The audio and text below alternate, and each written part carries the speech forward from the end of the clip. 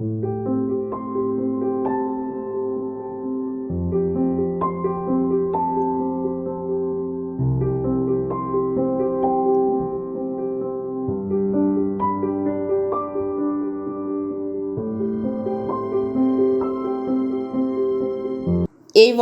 de Jésus-Christ selon saint Marc, au chapitre 8, des versets 14 à 21. En ce temps-là, les disciples avaient oublié d'emporter des pains. Ils n'avaient qu'un seul pain avec eux dans la barque. Or, Jésus leur faisait cette recommandation. Attention, prenez garde au levain des pharisiens et au levain d'Hérode. Mais ils discutaient entre eux sur ce manque de pain. Jésus s'en rend compte et leur dit: Pourquoi discutez-vous sur ce manque de pain? Vous ne saisissez pas? Vous ne comprenez pas encore? Vous avez le cœur endurci? Vous avez des yeux et vous ne voyez pas? Vous avez des oreilles et vous n'entendez pas? Vous ne vous rappelez pas? Quand j'ai rompu les 5 pains pour 5000 personnes, combien avez-vous ramassé de paniers pleins de morceaux? Ils répondirent: 12. Et quand j'en ai rompu 7 pour 4000, combien avez-vous rempli de corbeilles en ramassant les morceaux? Ils lui répondirent: 7. Il leur disait: Vous ne comprenez pas encore? Au nom du Père et du Fils et du Saint-Esprit. Amen. Loué soit Jésus-Christ. Aujourd'hui, nous célébrons Saint Cyril et Méthode, qui étaient de très grands évangélisateurs en Europe. C'est vrai que communément parlé, aujourd'hui c'est la Saint-Valentin, en d'autres termes, la fête des amoureux. Et l'évangile de ce jour tombe à pic, non? Pour davantage comprendre comment est-ce que l'amour s'exprime. Jésus dit dans le passage de Marc que méfiez-vous du levain des pharisiens et du levain des hérodiens.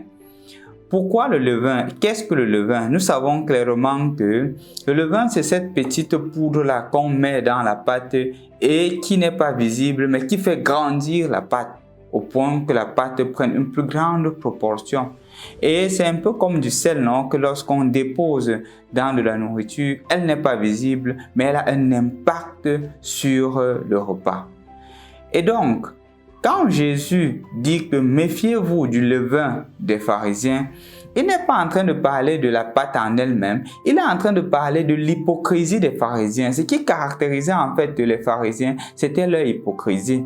Et cette hypocrisie-là, qui était apparemment subtile, qui était apparemment invisible, mais qui déterminait leur être profond et qui justement gâtait leur manière d'être ou leur recherche de sainteté, parce qu'à la fin c'était plus une culture d'hypocrisie, une culture de l'apparence, une culture de l'apparaître qui ne donnait pas en son sens l'identité même qui était recherchée des pharisiens. C'est pour cela qu'il dit donc en d'autres termes, méfiez-vous de l'hypocrisie des pharisiens, parce qu'ils disent des choses, ils ne vivent pas. Ils ont une bonne culture de l'apparence. Ils prétendent être des saints, mais au fond, ce ne sont que des pécheurs hypocrites. La deuxième des choses concerne les Hérodiens. Les Hérodiens étaient des matérialistes. Ils étaient aussi classés dans la classe des Sadducéens, qui parmi eux, ou du moins un bon nombre, étaient des prêtres. Tout ce qui les habitait, c'était la recherche du gain matériel. C'était la recherche du gain matériel au point même de mettre la personne humaine au second plan. Et donc, quand Jésus dit « méfiez-vous du levain des pharisiens et des hérodiens », il est en train de dire « méfiez-vous de deux choses. Premièrement, de l'hypocrisie et deuxièmement, de l'amour de l'argent. » C'est pour cela qu'il continue le verset en disant que « regardez, j'ai fait un premier miracle, combien de corbeilles sont restées? J'ai fait un deuxième miracle de multiplication de corbeilles de pain, combien de corbeilles sont restées? » Et donc, Il ne faudrait pas tomber dans cette culture de l'appareil, dans ce souci du gain, oubliant que l'essentiel, c'est l'attachement à Dieu. C'est pour cela qu'il dit, ne comprenez-vous donc pas? Finalement, vous ne comprenez pas que ce qui doit être essentiel, ça ne doit pas être ces choses matérielles, l'attachement au bien matériel. Ça ne doit pas être la culture de l'apparaître. Ça doit être un attachement profond à Dieu et une recherche à l'imiter, un désir profond d'imiter Jésus et de devenir justement son fils bien-aimé, non plus par de très beaux discours, mais par une vie qui lui plaise. En fait, c'est ça. Je voudrais donc, chers frères et sœurs dans le Christ, l'actualiser dans la célébration de la Saint-Valentin, qu'on appelle la fête de l'amour. L'amour n'est pas le fait d'extérioriser ce qu'on ressent. C'est d'abord un vécu profond.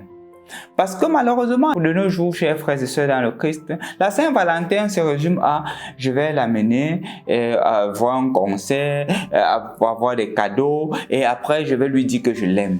C'est pas ça, c'est pas d'abord ça. Ça, c'est justement le levain des pharisiens, non, qui fait de l'apparaître et qui, par exemple, donne des cadeaux, offre de l'argent et on croit que c'est l'essentiel. Non, ça c'est de l'hypocrisie et de l'aspect financier, du matérialisme. Le vrai amour, l'homme qui t'aime vraiment, c'est celui qui est capable de t'épouser. C'est celui qui est capable d'aller voir tes parents et dire aux parents que je veux faire ma vie avec celle-ci. C'est ça le vrai amour. Cette Saint-Valentin, si tu veux qu'elle soit réaliste et réelle pour toi, ce garçon qui court après toi, demande-lui d'aller voir tes parents. Demande-lui de chercher des voies et moyens pour t'épouser. C'est ça d'abord. Autrement, on devient des hérodiens et des pharisiens. Des gens qui sont matérialistes et qui sont des hypocrites. À la fin, ce qu'on cherche, c'est d'exploiter l'autre au maximum et on prend un jour, on donne l'impression que c'est quelque chose de sérieux. Je le dis à l'égard des femmes, je le dis aussi à l'égard des hommes qui, malheureusement, s'investissent aussi pour des filles, mais les filles cherchent seulement à jouer avec eux pour de l'argent et ils font comme des pharisiens en disant que je t'aime au fond, il n'en est rien. Méfions-nous du levain des pharisiens et des hérodiens. Une autre chose serait aussi en rapport avec des personnes qui sont en couple. Les pharisiens et les hérodiens, c'est justement la culture de l'apparaître qui pourrait toujours rester dans la famille. En ces jours-ci, monsieur dit que ok, je vais te faire un cadeau, je vais te faire sortir. Mais le vrai amour, ce n'est pas cela.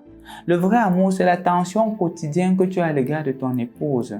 L'attention quotidienne que tu as à l'égard de ton époux. L'amour que tu portes à l'égard de cette épouse-là. L'attention que tu lui donnes. L'oreille attentive que tu lui prêtes. C'est ça le vrai amour.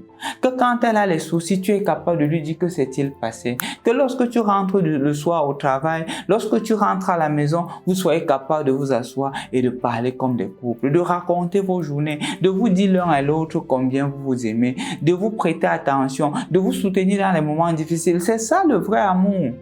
Ce n'est pas la culture de l'apparaître. Je ne suis pas en train de nier le fait que en ce jour, tu pourrais sortir avec ton épouse et ton époux. D'ailleurs, je l'encourage pour manifester votre amour. Je l'encourage. Mais ce n'est qu'un aspect. Ça ne doit pas être l'essentiel de la vie du couple. La vie du couple va au-delà de cela. C'est l'amour qui est cultivé au jour le jour. C'est la réconciliation qui se vit. C'est le pardon qui est manifesté. Et c'est cela le vrai amour. Quand ce jour nous fêtons la Saint-Valentin, si justement tu as un compagne ou une compagne que tu décides de prendre les devants, que tu décides de prendre tes responsabilités, l'amour n'est pas seulement la parole, l'amour n'est pas seulement de donner l'argent, c'est un engagement sérieux.